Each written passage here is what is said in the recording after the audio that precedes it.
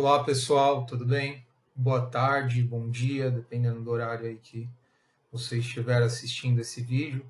Agora nós vamos para a segunda parte da nossa aula a respeito do módulo 5, que vai tratar basicamente da formação das primeiras cidades-estado na Antiguidade Clássica e, ao mesmo tempo, o surgimento das primeiras civilizações. Para nós entendermos esse processo, temos que retroceder a algumas explicações de aulas anteriores. Exatamente isso que a apostila fará com vocês. Se vocês bem se lembram, ocorreu um fato importantíssimo durante a pré-história, que foi o surgimento da agricultura. Entretanto, para que isso pudesse vir então a estabilizar a vida do ser humano, era necessário um elemento sem o qual essa técnica, essa prática é impossível. Qual seria ele? A água. Nesse sentido, a água foi um elemento essencial à sobrevivência dos primeiros grupos humanos que se tornaram sedentários. Sem a agricultura, seria impossível, se não improvável, no máximo, que os seres humanos conseguissem desenvolver um modo de sobrevivência que garantisse uma estabilidade ao grupo. Nesse sentido, a necessidade da água fez que eles procurassem lugares em que ela existisse em abundância. Nesse sentido, óbvio que nós falamos da água doce. A água doce existe em grandes quantidades às margens de grandes rios. Foi assim, então, que os primeiros grupos humanos, na região que nós já estudamos, chamada de Crescente Fértil, buscaram fixar-se às margens desses rios. Mas não só nessa região. Existiram também outros territórios, principalmente no Oriente, em que existiam grandes rios e os povos ali foram aos poucos se tornando também sedentários, se fixando às margens desses rios e, ao mesmo tempo, desenvolvendo a agricultura. Quais são esses povos do Oriente? Nós falamos dos chineses, que se fixaram na região do rio Huanghu, ou Rio Amarelo, e na região do rio Yangtze, o Rio Azul. Ao mesmo tempo, na Índia, próximo ao rio Ganges e ao rio Indo, também formaram-se algumas cidades-estado durante o período da Antiguidade. Então vejam só, isso é algo comum a todas essas civilizações, a necessidade de se estabelecer próximo a grandes rios. Depois, aqui a região que nós conhecemos como Crescente Fértil, a Mesopotâmia e o Egito. As margens do rio Tigres e Eufrates, onde surgiram as primeiras civilizações complexas que nós temos conhecimento, e depois aqui as margens do rio Nilo, o Egito. O Egito é emblemático nesse sentido. Imaginem vocês que toda a região aqui do norte da África é marcada por ser um ambiente desértico. Nesse sentido, há uma aridez no clima que dificulta muito a existência de plantas, árvores, de uma série de recursos que poderiam servir à coleta. Se não fosse a existência do rio, provavelmente, óbvio, a inteligência desses grupos humanos, não poderíamos falar em história do Egito Antigo, em civilização egípcia. Então, o rio foi extremamente essencial à sobrevivência desses grupos no início da Antiguidade, tanto no Egito, quanto na Mesopotâmia, quanto próximo ao Rio Jordão, aqui nessa região aqui que vocês estão vendo no mapa, cujo nome está Jericó, assim como na Anatólia, que também, atualmente a Turquia, surgiu uma cidade, uma civilização em torno de algumas mananciais de água que existiam ali. Então vejam só, pessoal, só por conta disso é que foi possível a fixação dos primeiros povos, o desenvolvimento de atividades agrícolas às margens desses rios, pelas quais eles aproveitavam a água e com elas então, e com a água então eles faziam o que nós chamamos o processo de cultivo, cujo principal elemento nós vimos é o que? O controle da germinação. Nós já tratamos a respeito disso.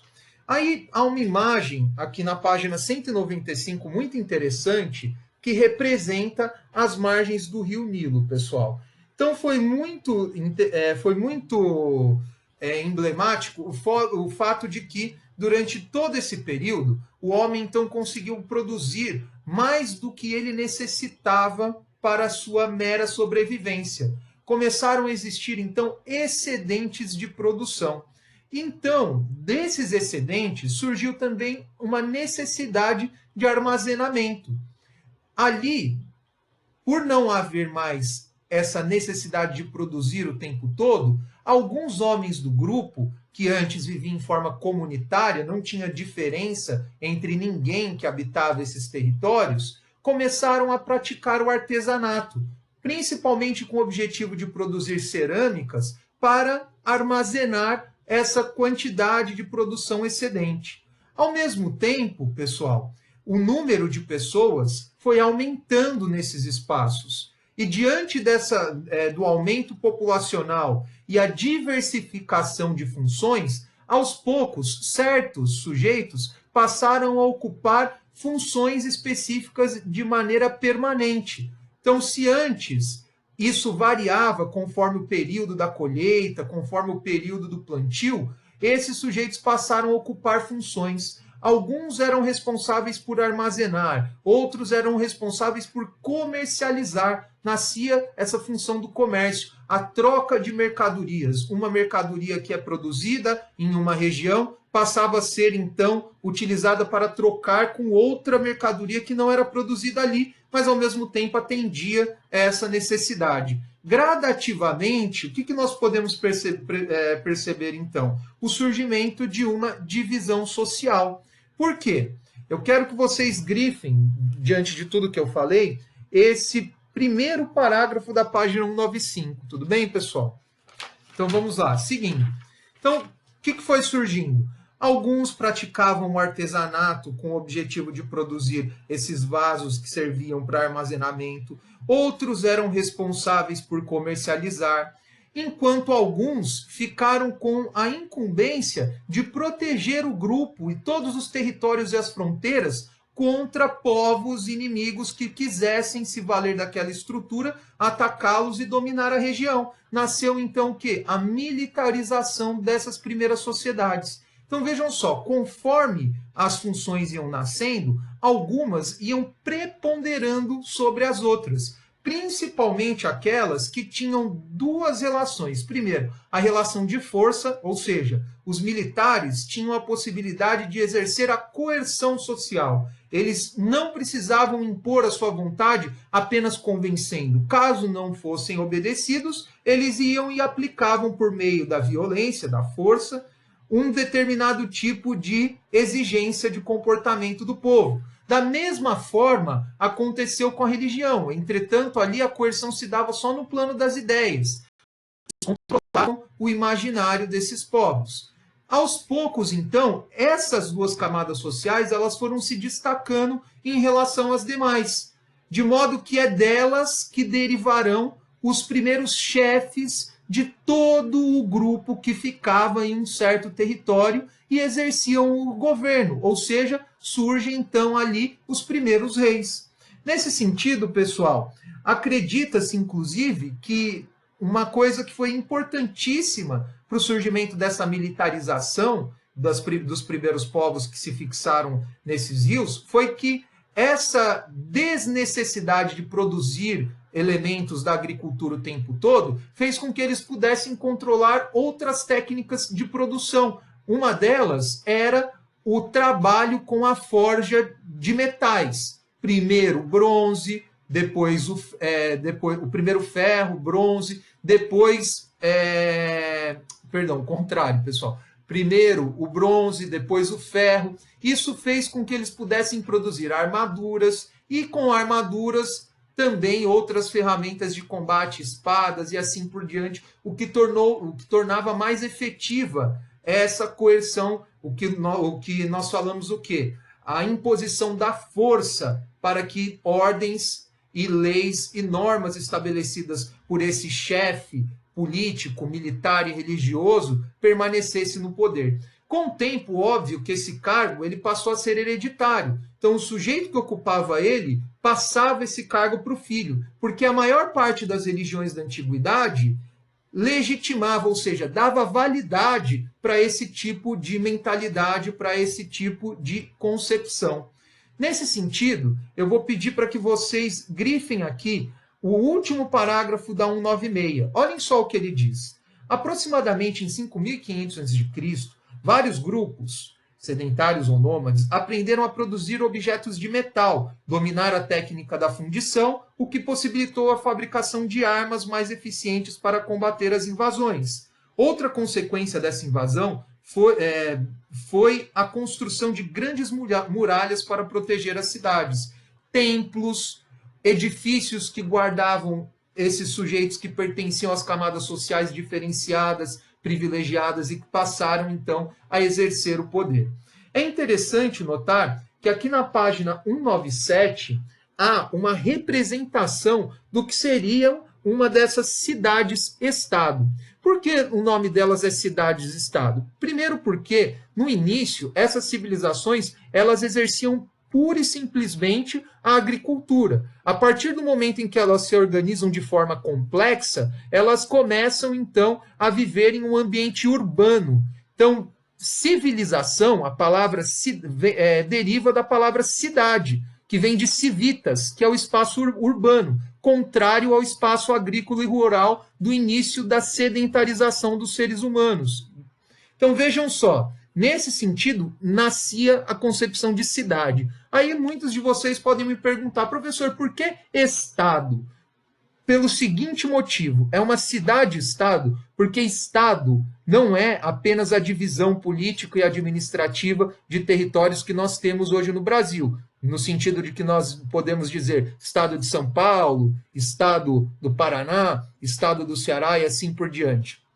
Aqui nós estamos dizendo Estado no sentido de 3 elementos: povo, ou seja, uma totalidade de pessoas unidas por elementos culturais, falam a mesma língua, usam as mesmas moedas e assim sucessivamente. Povo, território, ou seja, um território que agrupa um povo, e governo, ou seja, há uma unidade entre governo, povo e território, que é formada dentro de um espaço urbano, cidade, estado. Tudo bem?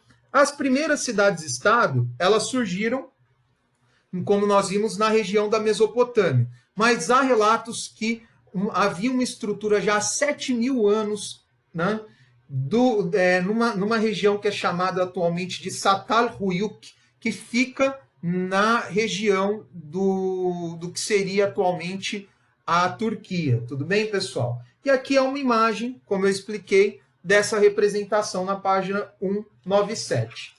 Na página seguinte, na página 198, vocês poderão perceber aqui um documento que é interessantíssimo para nós percebermos como nasceu e como funcionava essa diferenciação social nessas primeiras cidades-estado, como ela acabou se consolidando no seguinte sentido. Isso aqui é um estandarte. Um estandarte geralmente é uma bandeira ou um determinado objeto que representa o poder político, ou seja, o poder de governar uma coletividade.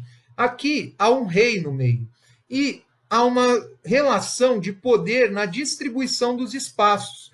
Aqui embaixo, se vocês perceberem, vocês verão os agricultores. Aqui no meio, pessoal, vocês também poderão olhar o quê? Que todos eles vão em direção ao rei pagar tributos. E há uma ordem de importância em relação àqueles que vão se aproximando deles. Vemos aqui soldados que pertenciam à infantaria, eles já utilizavam aqui, inclusive, o cavalo atrelado a carros, com o objetivo de carregar tanto pessoas quanto a produção, e assim sucessivamente. Esse documento ele foi feito, acredita-se, em madeira, e ele data a cerca de mais ou menos 5.000 anos atrás. Então é um período bem anterior ao nascimento de Cristo e do surgimento, que marca o surgimento dessas primeiras civilizações nessas regiões. Há uma outra questão que é importantíssima a esse período.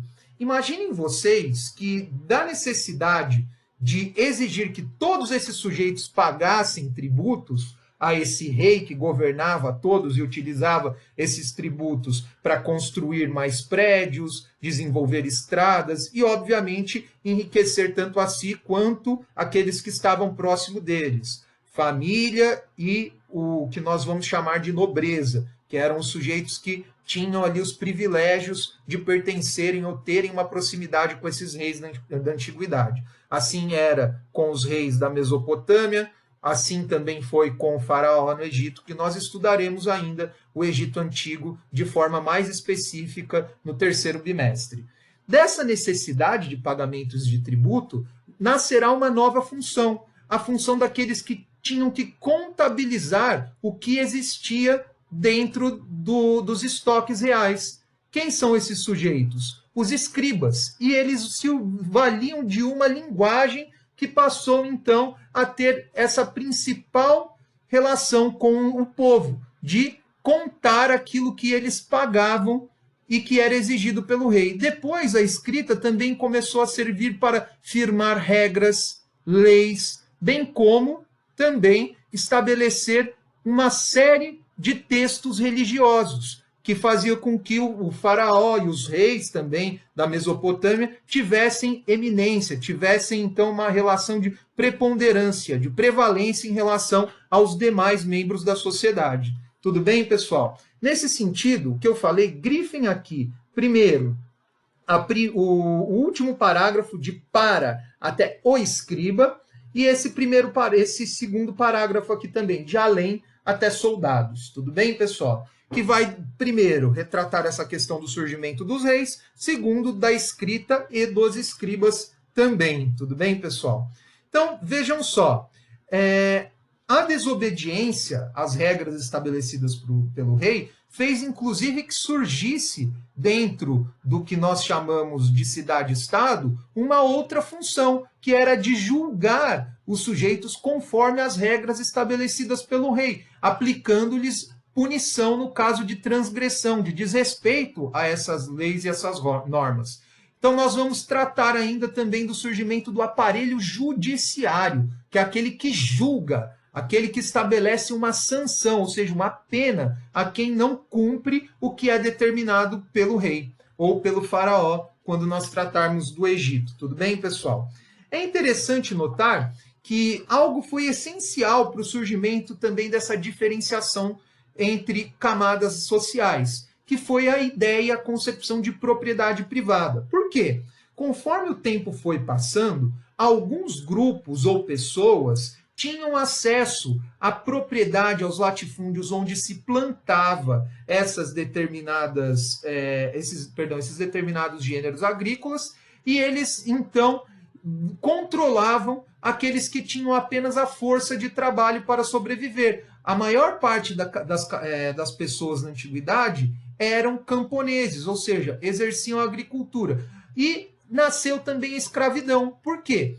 Se o sujeito não tinha terras e tinha apenas a força de trabalho, ele era obrigado a pagar tributos. Caso ele não pagasse essa dívida, ele perdia sua liberdade e era tratado então como um bem por aquele, principalmente pelo rei, pelo faraó, por aquele que era o titular, era o dono do valor a ser cobrado, né? Ou em termos de moedas, que nós ainda vamos ver como surgiram também, ou em termos de produtos, dos gêneros agrícolas que eram ali produzidos, às margens desses grandes rios. Então, a noção de propriedade privada, ela foi importantíssima para o surgimento de divisão e de diferença social, e também de estabelecimento de camadas que tinham funções específicas dentro dessas cidades-estado. Tudo bem? Pessoal, então essa foi a segunda parte da minha explicação em relação ao módulo 5. Espero ter sido claro. Nós ainda vamos fazer nosso encontro online, faremos a correção do módulo 4, bem como nós trataremos das dúvidas em relação ao módulo 5. Espero que todos tenham acompanhado a aula. Uma boa tarde ou bom dia, dependendo do horário que você esteja acompanhando e assistindo essa videoaula. E espero encontrá-los o mais breve possível, né? Torcendo que essa quarentena ela termine e nós possamos aí voltar com as nossas atividades normalmente. Grande abraço, até a próxima.